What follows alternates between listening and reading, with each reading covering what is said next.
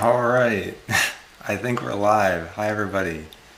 Let me add the very one and only Lorena Mesa to the stream as well. Lorena, can you hear me? Can Yeah, can can you you hear say me okay? hello? Yep, of Yeah, I course I can hear you can. great.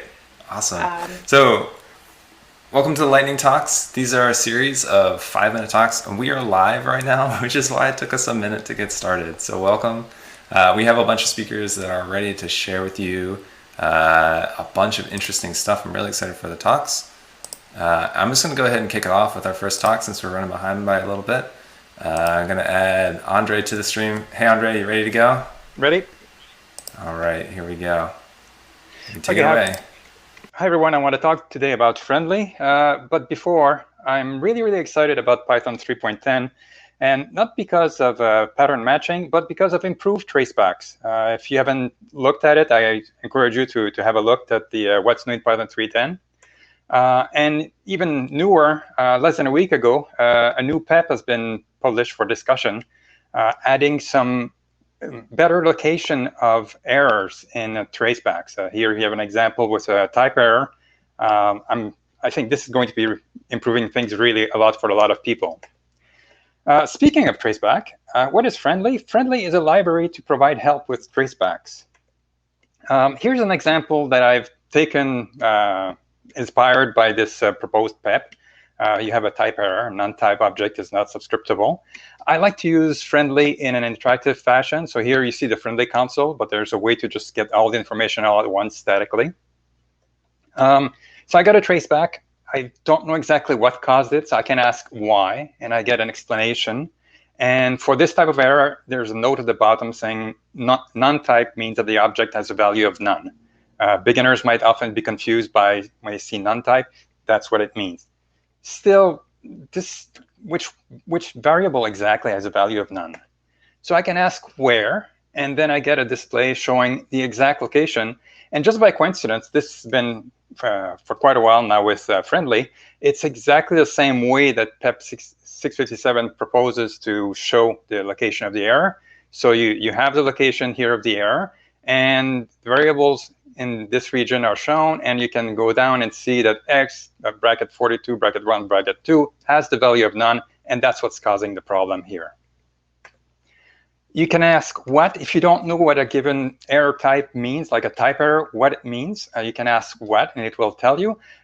In my case, as you probably have noticed by now, English is not my first language. I prefer French. So I can set the language to French first, and then type what, and it will give me an explanation in my language. Currently, all languages are supported except most of them, only French and English. You're invited to contribute translations if you can. And beginners are always confused by the famous syntax error, invalid syntax, which provides so much information, so helpful. Friendly can help with quite a few of those. If the cause of the error is only can be attributed to a single cause, usually Friendly can find the explanation and propose a solution to your problems. If Friendly cannot give you the right solution, or it sometimes will say, I don't know, when you ask why, or the explanation is not satisfactory, you can type www as a function, press enter, your browser will open, and the error will already be copied onto a DuckDuckGo search page, and you will see the first few links appearing that might be relevant to your situation. I mentioned that Python 3.10 had some improved tracebacks, in particular for name error and attribute error. So here I have a typo when I imported some functions from math, and it suggested that you mean fabs instead of tabs that I wrote. So this is very useful. Unfortunately, this is done in a very sort of sneaky way by CPython right now, is that it's not part of the formal message, but it's done only at a display time. So if I try to use Python 3.10, the latest version, in a Jupyter notebook, and I try to run the same code as previously, the hint is missing. So that's not as useful. Maybe this will change. If not, you can use Friendly. There's a Jupyter module for Friendly that you can use that is adapted with that. And it will give you a hint as well, a suggestion. In this case, we'll say, did you mean abs? Whereas CPython was suggesting fabs. Why? Well, let's ask why exactly is the cause of the error, and it tells you that tabs is an unknown name, etc., and it suggests two alternatives: a variable, a name from the local scope, and one of the Python built-ins. Friendly comes with different flavor depending on which environment you're using it. Some environment require special flavor, if I can say. This is just a quick review of what Friendly is. There's a lot of function that I have not covered. If you need help with traceback, install Friendly, do python-m start the Friendly console. So far, no traceback. Do www, and you'll have the documentation. Thank you.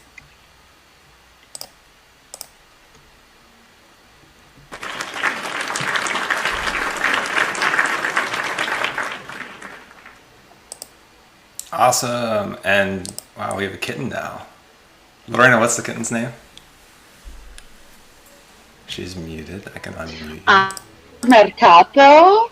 Mercato. It's after a famous astrologer. I am a new cat mom, which is exciting, but that was a fantastic talk. I love improvements to Jupyter workflows. So thank you so much for sharing that lightning talk. I'm really jazzed for what's next. Yeah. So next up is Bernat, and Bernat's going to tell us about talks, specifically talks 4. So Bernat, go ahead and take it away. You got 5 minutes. Thank you. Hi, everyone. So I'm going to tell you about talks 4, and I'm going to tell you about what's coming up and how you can help with that. Okay, so first thing first, who am I? I work at Bloomberg. I'm an open source contributor. I'm the author and maintainer of the talks tool. But importantly, I'm also the parent of 2 Yorkshire Terriers, Silky and Junior, who you can see in the pictures, together with my wonderful fiancée, Lisa. I promise you, if you stick by the end of this talk, you will see some more content with them. So first thing first, what is Tux? So Tux is a test orchestrator and setup and runner, meaning that usually when you want to test your library, what you tend to do is you basically create a virtual environment for it, you build your project, you install it, then you install your test dependencies, and then you run it. As you can see, these roughly four operations can be kind of like you have to know what to do to get them running. And this is where Tux can help you. If you use Tux, you can just add this tux.ini configuration file to your project, and then you don't have to remember any of that. You basically just can use Tux to, hey, Tux, do set up this test environment for me and then run the test to it with all the niceties in it. And bonus for it, you can even specify what version of the Python you want to use it when you want to test it, which is great if you want to test that your library works just as well with Python 3.8 as the new upcoming 3.10 version.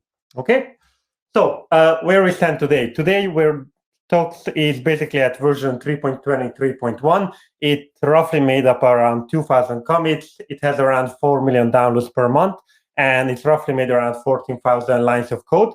It was released back in 2010 when it was first actually started also being developed. Now, Tux 4 which as soon as going to come to your machine, it's basically, I started rewriting it from scratch last year, which means that now it has around 208 commits. We're likely going to add around 50 more commits by the time we actually release it, but it's made up around similar amount of lines and will be released later this year. Now, why did we rewrite Tux from the scratch? And the short answer to this, first I'm going to start with my own selfish reasons. And from a contributor maintainer point of view, first, this was a great way to remove a lot of technical debt. The Tux2 or the Tux current code base is written with the old Python stack in mind. So it was a great way to modernize our tech stack now with Drop Python 2, and we also add type into our code. So instead of reading code like this, now you can actually read code like this, which hopefully is more easier to reason about.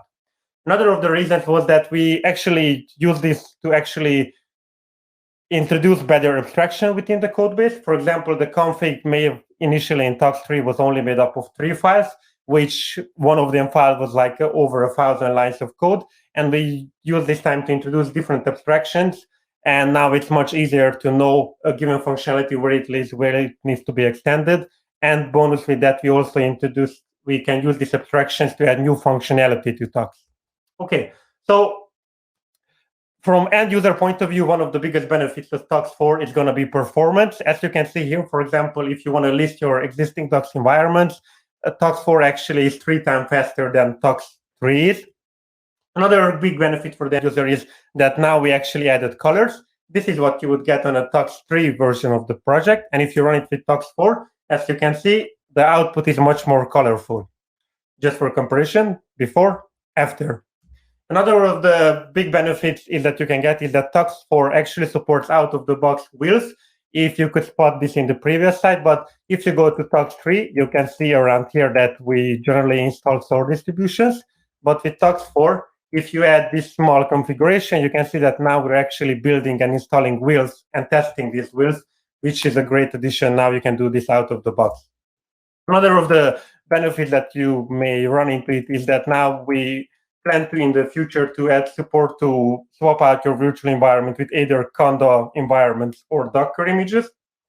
So if you want to test how would your Python library would perform on a Linux distribution, you can just use Docker to quickly test it even on a Windows machine. Okay. We also remove some built-in assumptions. You can even now add a plugin for like a JavaScript library if you want to do that. Another of the benefits is that now we have better separation of the content.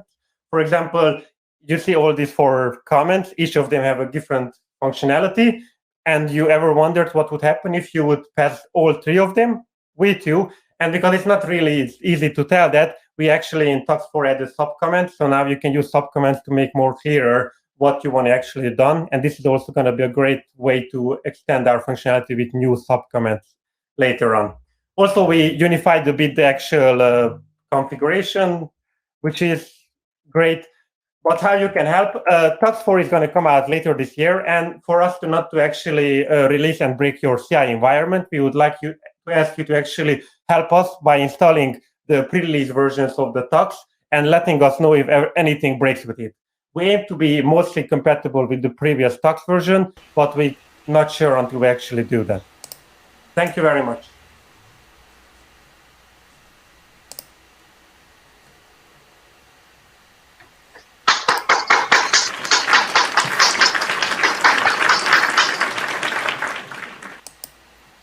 Awesome. Thanks, Bernat.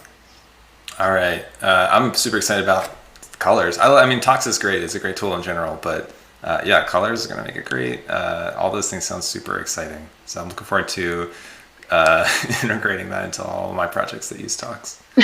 All right. What about you, Lorena? Do you use Tux much?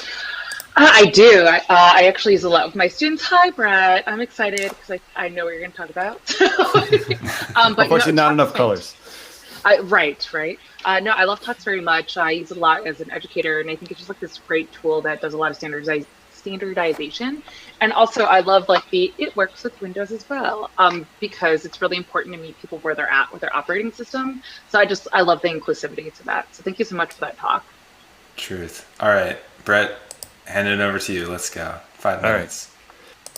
Everyone, my name is Brett Cannon. I'm a Python core developer and a steering council member, talking to you from Vancouver, Canada. Although before I start, I just want to let you know that I'm speaking from the unceded traditional territories of the Musqueam, Squamish, and Tsleil-Waututh First Nations.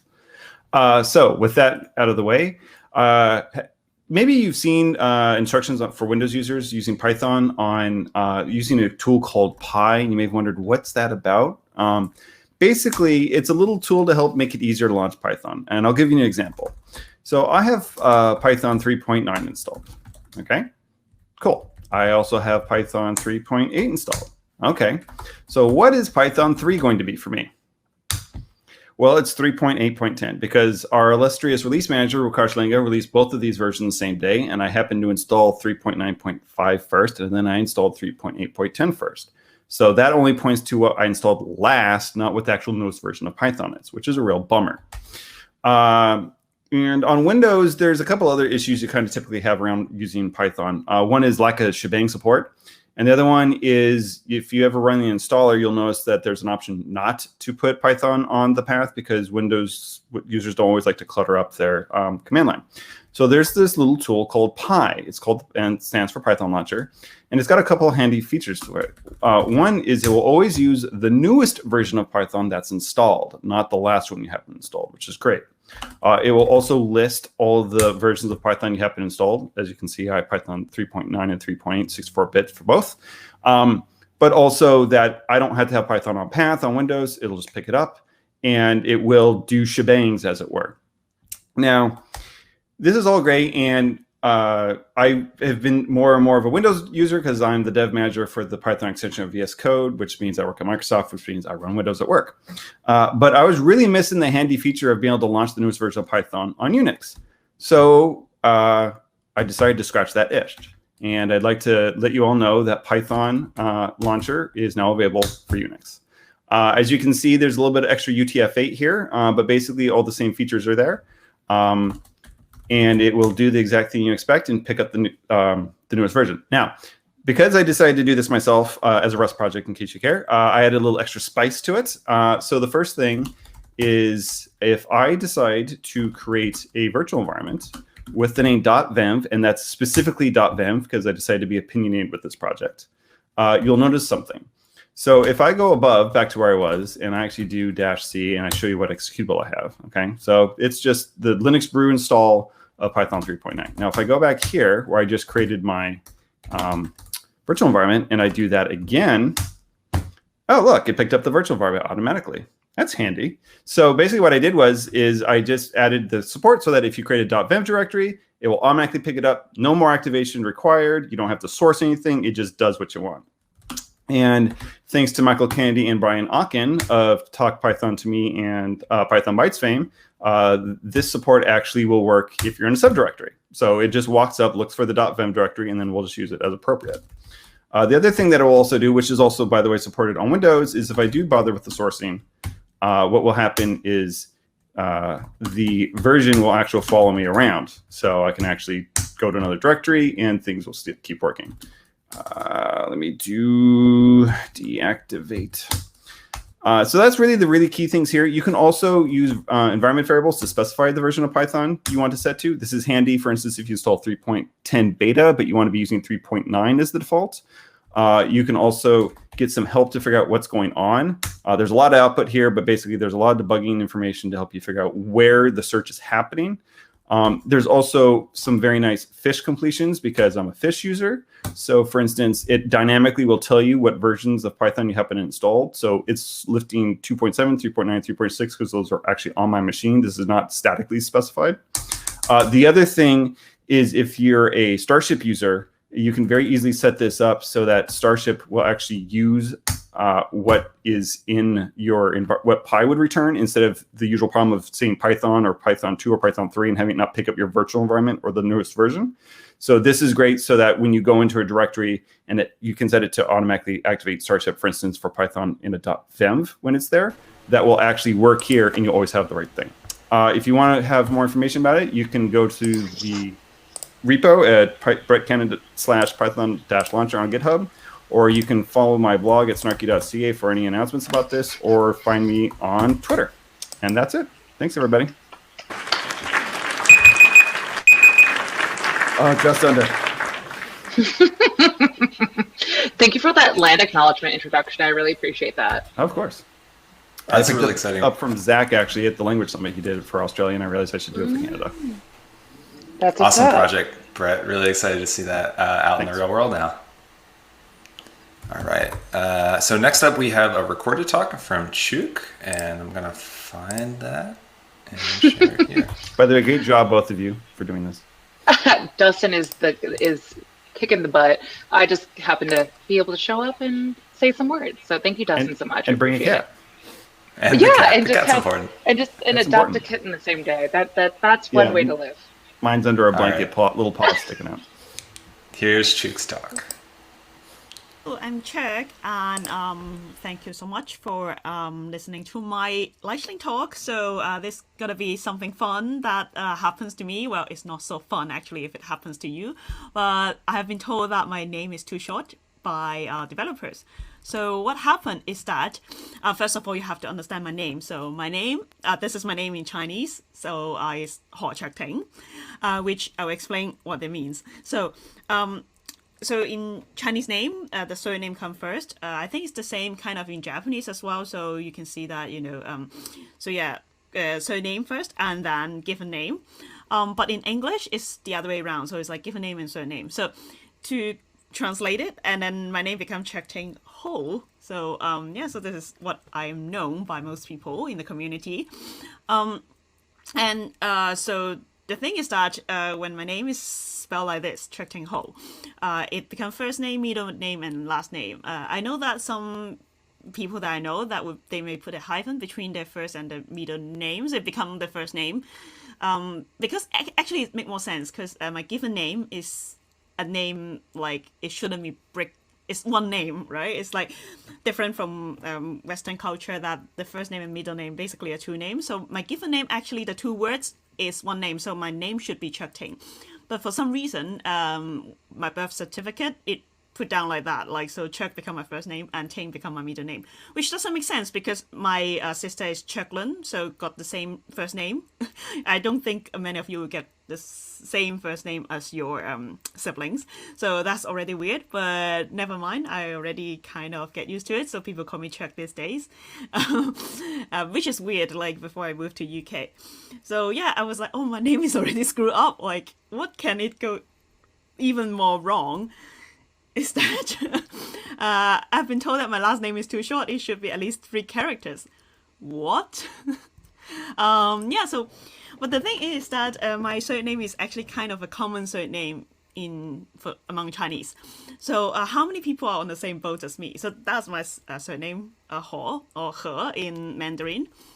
So yeah, so this is Wikipedia. I just copied it. So He or Ho is actually Romanized translation of my surname, and then for this family name that is actually most common at the 17th amongst the people in China. So that's not counting people that they may have been like migrated overseas and maybe they have children and they have the same family name, and so there's like approximately 40 million people having the same surname. So all of us, even if it's spelled like H-E or H-O, we all have too short of a family name. So what would you do if like you have been told that your family name is too short? I have tried adding one more O in it. It's like weird as hell. I don't like it. And sometimes I just put my middle name together with my last name. Again, it doesn't make sense. I think some people also like confused about my last name. It's like when I put down, my name is Chek-Ting Ho, they would wonder like, what is Ting? Like, is it what was this name? Because I think most people in the Western world don't put down their middle name. So if I put down Chek-Ting Ho, people get confused. Like, is Ting part of the first name or part of the last name? So it's super weird, but yeah, I could use it as a hack.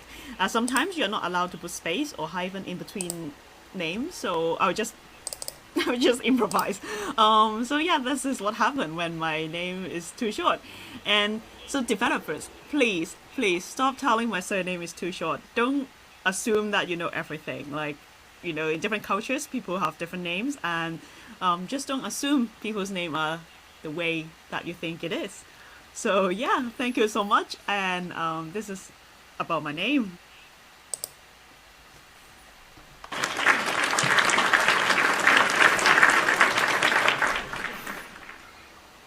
All right, awesome. So next up we have Deepa, and Deepa is going to give us a tale of immutability and recursion. 5 minutes, take it away. Thank you. Hi, my name is Deepa. I work in strategy and product management. I'm new to programming. I started learning Python a few months ago on Exercism. And I'm going to be talking about something I stumbled into while solving what I thought was a fairly straightforward problem.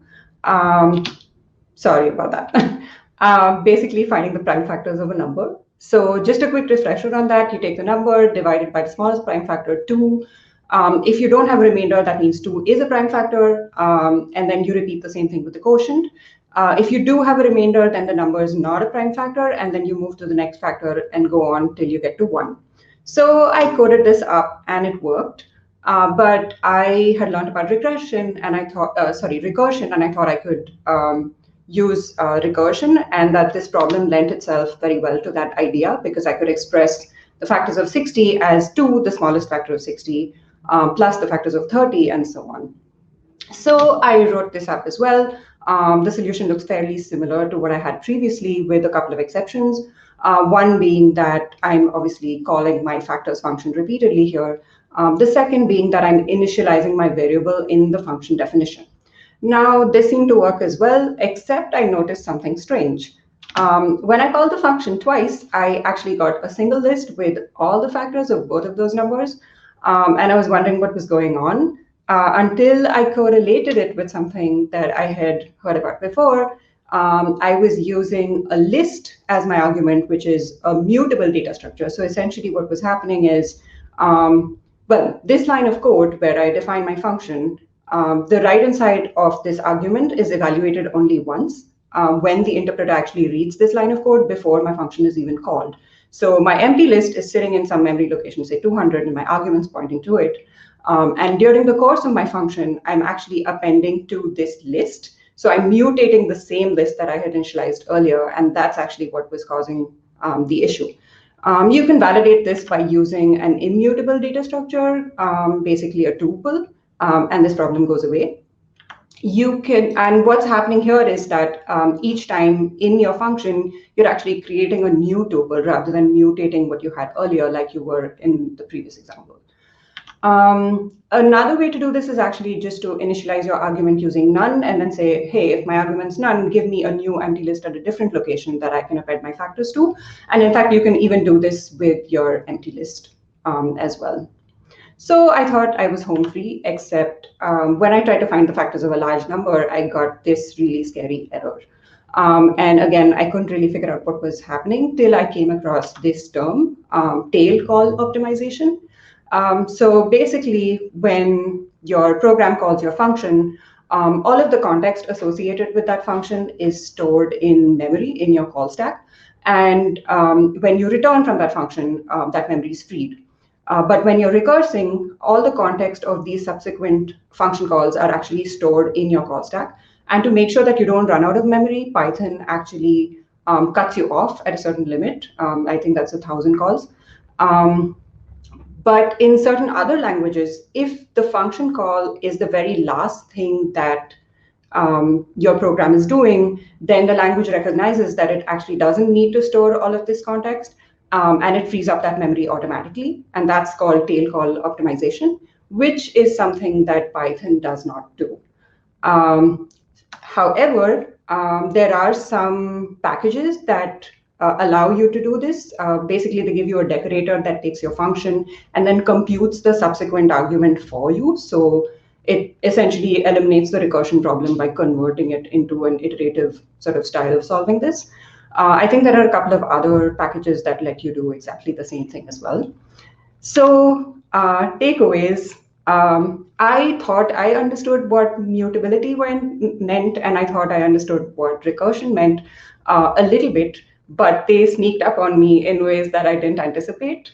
And I guess I'll just be more careful in the future. Thank you for listening.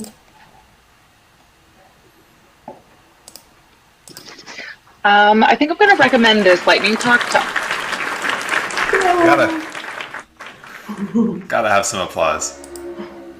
I'm just going to have to recommend this lightning talk to all my students when they think about recursion. It's such a complicated topic, and you did so fantastic in 5 minutes. Thank you so much. Thanks a lot. All right. And under 5 minutes too, so nice job. So next we have Jason, and Jason is going to talk to us about code reviews. Take it away, Jason. All right. Okay, so code reviews are something I do a lot of because I train interns as a major part of my career, and so I'm reviewing a lot of code. It's a significant part of my workflow, and I've learned a few things about how to do it more effectively. So I just want to share some tips on how to get the most out of code reviews. So first off is dispense with the LGTM reviews. Looks good to me. If you are not going to take the time to actually properly review the code, you're probably better off just not reviewing it at all. Don't give the other person a false sense of security. So I recommend setting aside like 20 to 30 minutes for a small review. I'm serious. And if it's a large PR, you're looking at like an hour or 2 hours. So make sure you recognize how much time you're really going to be putting into this review. Do it right or don't do it at all. So the second thing is to focus on reviewing the human elements. Oh, it is so easy for us to get in the habit of looking for syntax errors and the obvious stuff, and maybe start getting a little bit cranky about optimization. Please fix comments. But the main purpose of code review, I find, is to preserve the human element of the code, because we write code for people. If we're writing code just for the computers, it would be in binary. So are the names good? Is the intent obvious? Are the comments logical? Is the documentation there? Are the tests actually logical? Like, don't replicate the work of the linter. It's okay if you kept something like that, but don't replicate the work of the linter or the CI. Focus on the human elements. Third is find something positive, because you know what? It's really discouraging sometimes putting out a code review, especially if you're a newbie, because you put all this work into something and you put it out there for somebody else and they basically shred it, which is a good thing, but it can also be really discouraging. So look for positive things in there as well. Point out something that you like. I really like this name, or this is a really clever approach, or I hadn't thought of doing it this way, or hey, nice use of recursion there. Look for something positive in there amidst all the constructive criticism. It really makes it it really makes it easier for them to swallow the constructive criticism if there's also something positive in there. And lastly, something I've been seeing online more recently that I find somewhat alarming. Okay, just so you know, pair programming and code review are not interchangeable concepts. I'm seeing some people say, oh, just do pair programming and you don't need code review. Not quite. So I would say you need them both. But here's the critical difference. When you are pair programming, you are meeting someone halfway psychologically. You are working in an environment where you're working at someone else's pace, and of course they're adjusting their pace too. And you're with another person, which means your self-sensor is going to be engaged in all of these other dynamics. And that can be good. There's nothing wrong with that, but it also means that there are going to be some things you're going to overlook simply because of your environment. So when you're doing code review by yourself, you have full sonic control. You can have your music on or whatever, or you can be in silence. You can think at your own pace. You can read over it 7 times if you want to. You can work your way. You're not having to psychologically compromise with somebody else. And this allows you to catch different things. We use both on my team, and we have actually had times where something is caught in code review that was missed in pair programming. So having both in place is actually a really helpful process. So those are just some things that I have learned from doing code reviews over the years. So if you want more like this from me, you can find out more about me at codemouse92.com. You can also find me on Twitter and Dev and Freenode IRC, of course, as CodeMouse92 rather ubiquitously. So thank you very much.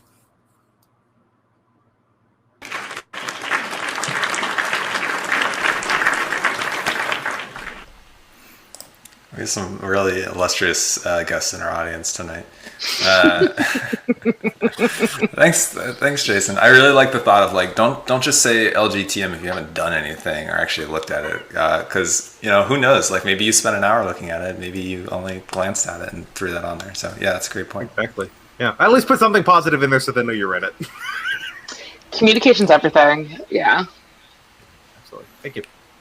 Yeah, thanks for speaking. All right, so next up we have another pre-recorded talk from Georgian, and I'm gonna find it. And I'm gonna play it. Here it is.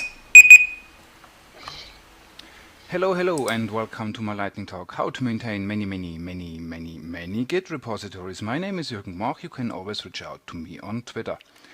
We all want to become open source rockstars, right? We want to help scientists take photos of black holes. We want to enable the NASA to fly to the Mars. So at one point we join an open source project. In my case, I joined the SOAP Foundation. SOAP is one of Python's oldest web frameworks. I got my first task when I told them that Python 3.9 final is available. They thanked me for this info. They told me there is no infrastructure to switch from 3.9 dev to 3.9, and they kindly asked me to update all 300 repositories manually. What? But there is help. Allrepos to the rescue. Allrepos was written by Anthony Sotile, or by one of his many clones. I guess it was the one on the far left. First you have to install it. Pip install -- user allrepos, or pip x install allrepos, or virtualenv, or whatever you like. Then you have to configure it. The default file name for the configuration is all-repos.json. First you have to define a directory where all repositories get cloned into. Then you have to define the GitHub organization from which you want to clone. In my case, this is the SOAP Foundation. Then you have to list your username and an API key. The first and the most important command is allrepos clone. When you decided to use the default file name, you can just enter allrepos clone, and in my case all 300 repositories get cloned, because you don't want to possibly clone 300 repositories manually. Otherwise you have to pass in the -c option with the alternative path to the configuration file. Note, you also use this command to later update all repositories, and take care, this command will delete all unpushed work. The next and very cool command is allrepos find files. You just specify a pattern, and then you can search and find files in your repositories. In this case I searched for tox.ini. This is the configuration file for Tox, because Tox is great and everybody should use Tox, right? And we have 277 repositories with using Tox, and there's some missing. So when you want to contribute to open source, this is a good chance, because you don't have to always write Python code. You can also help on the test setup or on CI, and this is a very valuable contribution. The next one is allrepos grep. As the name suggests, you can grep in all repositories. This time I wanted to look for how many repositories use the Unitest test runner, and this took a bit long, and I noticed a cool trick. You can pass in a file name pattern, and then it only gets grabbed in those files here in the tox.ini files. So we have 2 repositories using the Unitest test runner. The next one sounds a bit boring. Allrepos list repos. What can you do with it? But there's really funky stuff you can do. Like here, I wanted to know which repositories do not use a source directory, which they should because of test discovery, but that's another topic.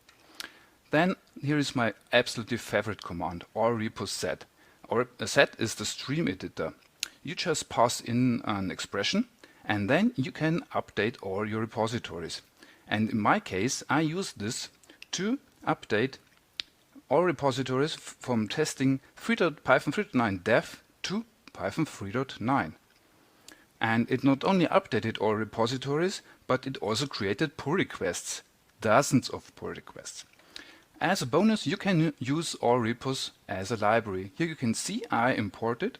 Then I iterate over all repositories, and then I execute the Tox pre-release on all of our 300 repositories. What's left? I have to thank you. Thank you, Anthony Sotile. Thank you so much for providing this awesome tool. Thank you, Yuki Hattori, for providing this slide generator. Thank you for pictures. And that's all. Thank you so much. Please reach out to me. My name is Jürgen Gmauch, and have a great conference.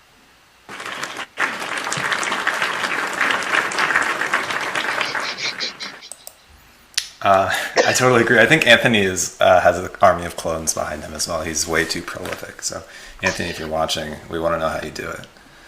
As someone who works at GitHub, I'll just tell you, GitHub is built on GitHub and is managed by GitHub. It is an intense thing, so I have a lot of respect for folks who can work through all that. So, yay, David. All right. Also, I've gotten the feedback that my timer is a little bit too loud, so we've muted that, and I will look at it visually instead, and I won't be blasting everyone's eardrums anymore.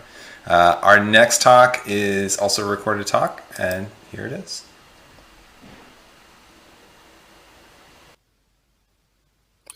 Imagine you've been thrown into a steeplechase of sorts. You're on a track that just keeps going, and there are lots of different obstacles littered all over the course. So you run a little, you jump, you run a little more, you jump again, or maybe you roll into something or wade through another.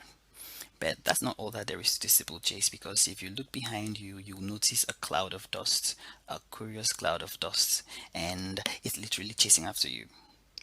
You'd like to think it's the competition, but no, it's not. It's a pack of bulls on your heels. And these bulls, well, while you have to jump over or roll under or wade through something, they just plow through these obstacles with ease. Now, that's just the tip of the iceberg of the realities of the day-to-day life of the average gay person in my corner of the world. I am Funny Problem Solver from the LGBTQ plus community in Africa, and I am going to share with you how we are starting to use Python to keep ahead of the bulls in my local community. Last year, I made a permanent move from my small, humble hometown to the commercial capital of my country in search of green pasture and adventure. And I learned about the pervasiveness of what we refer to as keto in the local gay community. Keto are miscreants who have been emboldened by the government's position on homosexuality, and they now go on hookup apps and social media masquerading as gay people looking to connect with other gay people. Our unsuspecting gay friends who are falling into their trap, which is also known as keto, have been kidnapped, brutalized, blackmailed, extorted, and outed by these miscreants. In recent times, some of our friends have been killed by these miscreants. In response to the keto situation, the gay community had created an online diary where identifying information on the perpetrators of these hate crimes are published. Basically, gay people who want to meet physically with other gay people or any other person they met online would go through the pictures of the identified miscreants to make sure the people they were as excited about were not members of that set. When I first learned about this diary, I appreciated the idea behind it, but knew it wasn't going to work out so well for me. You see, the set of identified miscreants was already large enough, and the set of online acquaintances I was excited about was growing real fast. It was clear to me from outset that screening them was going to be an O(n)² problem for me. The sheer amount of effort required for a thorough screening took the fun out of meeting new people for me. So I did a net batch order. I said, there has to be a better way. And right after that, I pulled an Al Swigert on the situation. After a couple of weekends exploring and learning new things, I ended up with a Python script which made use of the library Face Recognition by Adam Geitg to save me from the tedious sameness of going through all the images in this diary for every time I wanted to meet someone. This worked out so well for me. I shared it with my friends, they loved it, and we worked together to spin it into a web-based utility for our community. And so Inquestigate was born. Inquestigate is an online face search engine which is built with Python and Django, which helps members of my local LGBTQ plus community defend ourselves from known criminal elements who seek to lure us into meeting with them.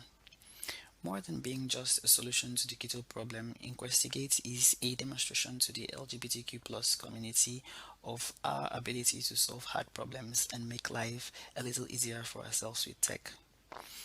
In a few days, the utility has gone live. Fellow problem solvers in the community have come together to brainstorm ways to improve upon its usability, its accessibility, and the overall user experience of the utility. It's super exciting. Everyone feels so empowered right now. And we hope to foster this sort of collaborative energy within the community and channel it into creating more solutions to the problems we face as a minority group. Thank you. Yeah, by the way, Inquestigate is still a work in progress. It's not yet completed. It has a lot of work to be done on it. And we are looking for ways to speed up the search to make it consume less memory so the site doesn't keep crashing after a while with an out-of-memory error, which is what it currently does, and would like help on that. If you'd like to take a look at our code and teach us how to make this work better, please reach out to me on Twitter or shoot me an email. Thank you very much. We would be really grateful for your help.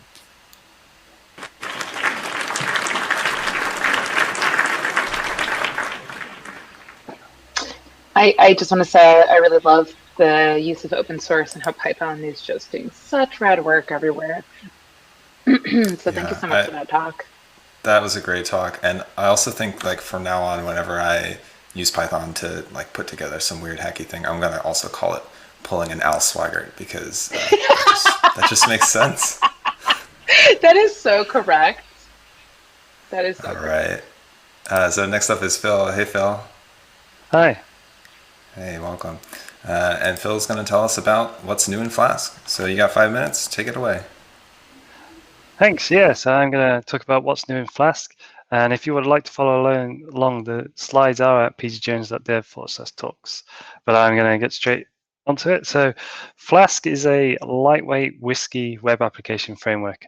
And I think the reason it's so popular is it's very expressive and clean API. So if you want to make a function into a route handler, you decorate it, telling which path it handles, and then you just return the body. So this is what Flask is obviously more than this, but this is the kind of quick start example. And Flask 2 and all its direct dependencies have new releases. So that means Flask, Verkzug, Ginger, Click, It's Dangerous, and Markup Safe. So these are all the Palettes projects, if you've not heard the term Palettes before. And what I would like to emphasize from the start is these are major releases, but we don't expect upgrading to break your code. They're a major release because we've dropped support for Python 2.7 and 3.5. So onto the features. I think the headline feature is probably that Flask now supports async await, which means you can have an async route handler. So for this example, to give you an idea why you might want this, we've created a number of tasks that will go and check each URL in this list of URLs, and it will check that the URL request responds with a 200, and then we just return how many do so. So it's a way of monitoring the URLs. So this will work concurrently, so it will take as long as the slowest request takes, which is quite nice. I would like to say that Flask is still a Whiskey framework, and this works with your existing Whiskey server, so you don't need to change anything. But if you want to go ASCII or go fully async, you should consider Quart, which is a re-implementation of Flask API using async await. Okay, on to the next feature. So Flask is now fully type hinted, as are all its dependencies, direct dependencies. So an example of why this could be quite useful, if you've ever wondered what you could return from a route handler, this is the typing for it. So it's actually quite a lot of options, but this will hopefully help you make it easier to use Flask by allowing MyPy, etc., to tell you when you've used it wrong. Carrying on, Flask now has short form method route decorators. So at the moment, or previously, you'd have to write app.route and then define the methods here. But now you can do it a bit shorter by just writing app.get. This works for get, post, put, patch, and delete. So that's quite nice. Okay, so with Flask, if you have a very large app, you start to split it up into blueprints. But if you had a very large blueprint, you were kind of stuck until now. So now you can split up the blueprints into blueprints, so you can nest blueprints. And it works the way you'd expect. So if you have two new blueprints with different prefixes, they combine. So in this case, it's the parent, then the child, then the root. So if you get that, you get hello back. Carrying on, you can configure Flask with any files in any format, which is great if you prefer TOML over JSON, like I do. So you just define the loader and the file and use the from file method on the config. So this is all very nice. The Flask shell now has tab completion. So if you run Flask shell, you can enable it and start making use of this. This one's really useful for development and catching people out. So previously Flask would return static files with max age headers, and the browser would wait for that time to pass. But now it's purely based on e tags. So when you change the content, you get a different e tag. The browser is going to update. So it should make development so much easier. When you change the CSS, it will actually change the site you're looking at.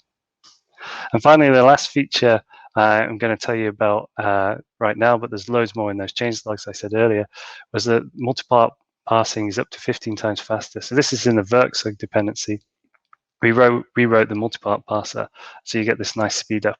And we're expecting other performance gains through Flask as well. So please take a look at that. So if you want to know a little bit more about me, you can find me at pgjones.dev, pgjones on GitHub and GitLab. There's an extra D though for Twitter. I help maintain the Palettes projects, particularly Flask and Verkzug, and the author of Quart. And if you'd like to talk to me, you can join us at our virtual Palettes booth, which you can find at PyCon. Thank you.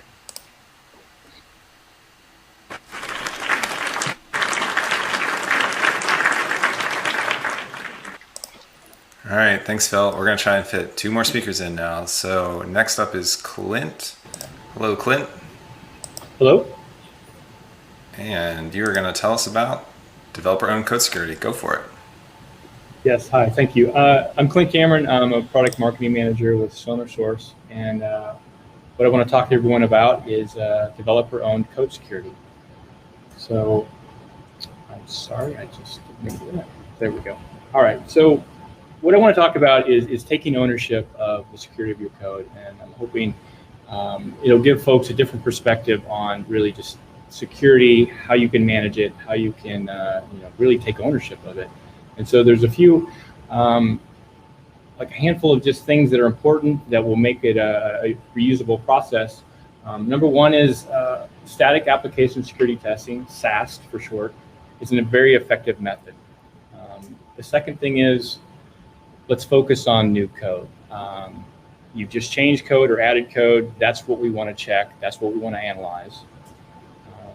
Let's catch the vulnerabilities as soon as possible, ideally in your PRs. And then what we want is a repeatable process with low noise. It fits into your workflow. And then finally, the key to this whole thing is you can own the process. It's something that you can take control of, and you can make it part of your routine. So great. So let me demonstrate just how easy this is for anyone to do. I'm going to use Sonar Cloud as a demonstration. I have some code in GitHub. So I'm going to go ahead and log in. I'm already logged into GitHub, so I authenticated through that. I have an organization set up already for myself, but I don't have a project in there. So let's grab a project from my org. I've got one set up for PyCon. Go ahead, and while that is setting up, let me take you on to just a quick demonstration of what we're going to walk through here, what the Sonar Cloud is going to do for your code. So you're working in an IDE, you've changed some code, you've added some code, you're going to open a PR. And what's cool is that can kick off an automatic scan of your code. So we're going to kick off a SAST review. And then what's going to happen is once that's done, it can come back and decorate right in GitHub. And so that's what I want to emphasize for everyone. The key point is make it part of your workflow. Whatever tool you use, it's really taking control of the process, right? And the thing is, the earlier you catch things, the easier they are to fix. So we just maybe wrote some code. If we find a problem, now's the time to fix it. So let's go back and take a look at where we are with the analysis. We've imported our project. And so let's go ahead and actually look at a PR.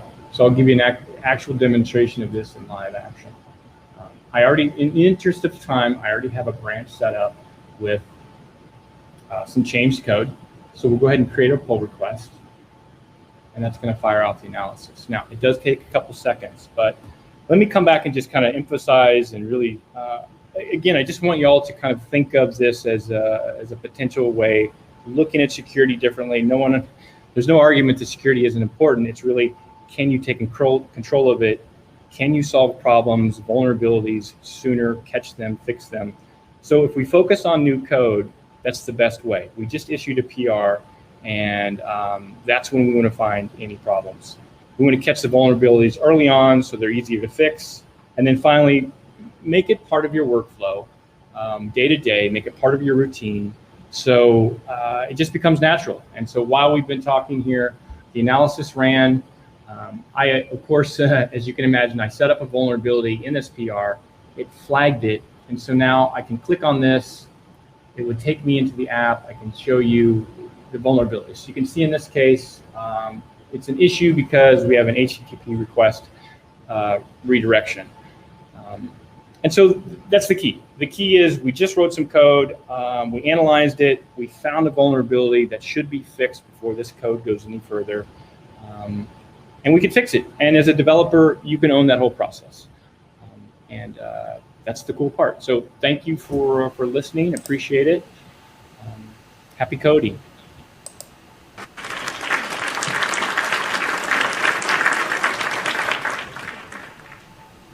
All right, awesome. Thank you, Clint. And next and last is Daniel. Daniel, take it away.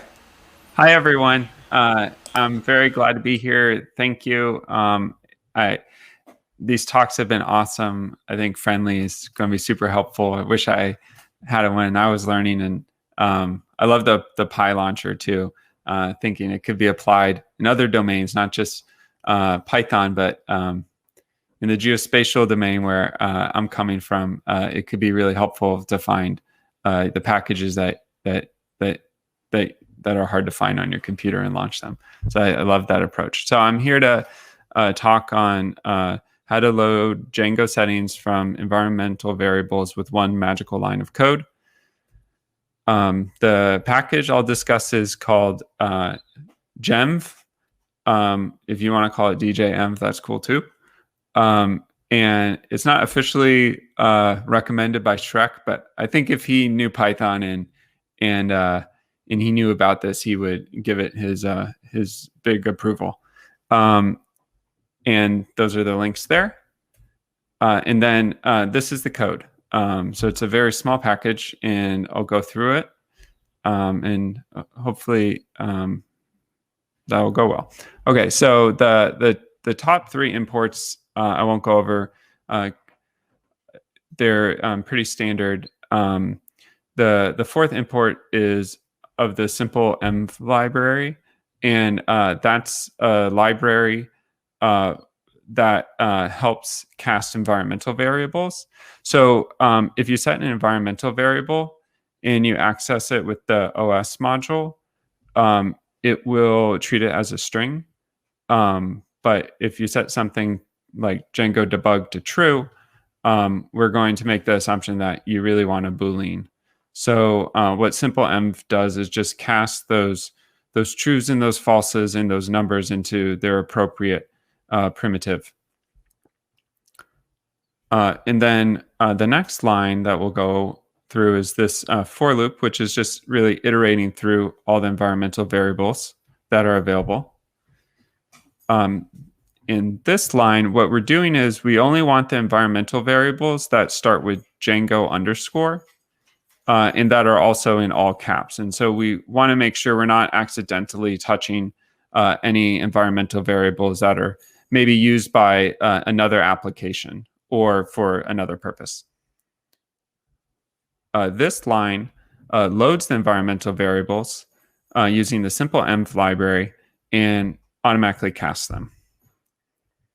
If your environmental variable is a JSON string, it will still be a string at this point. This library is really just to catch those accidental mistakes where you might have an accidental space at the end of your environmental variable. And then it's just going to remove those spaces. Happens to everyone.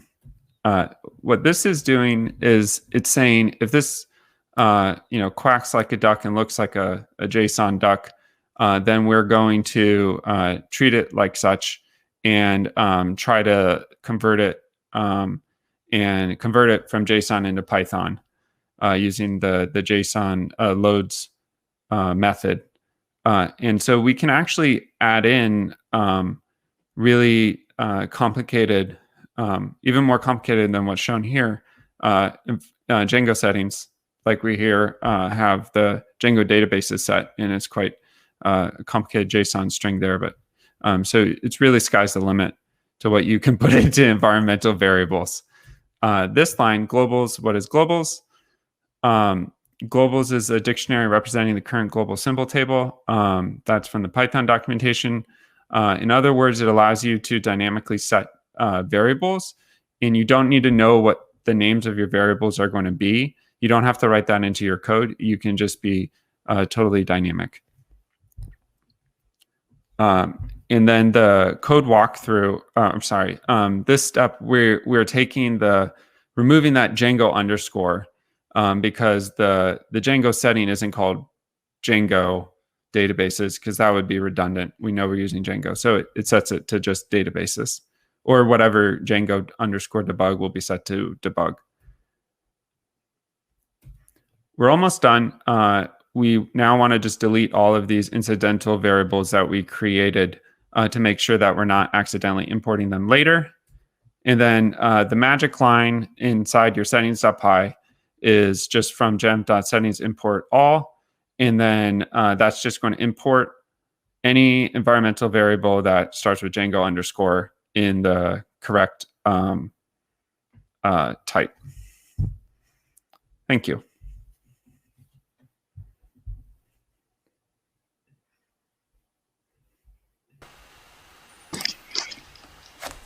Awesome. Thank you so much. Let's get someone clapping for you. Oh, the audio didn't play. I don't know why. Okay. I mean, Well, I'm pretty so- loud. But That's an understatement. All right, so that's the end of the lightning talks. Thank you all for joining. We'll be doing this again tomorrow morning. Please come and watch the talks then. Thank you to all the speakers. Thank you, Daniel, and catch you later. Bye. have a good one. Bye.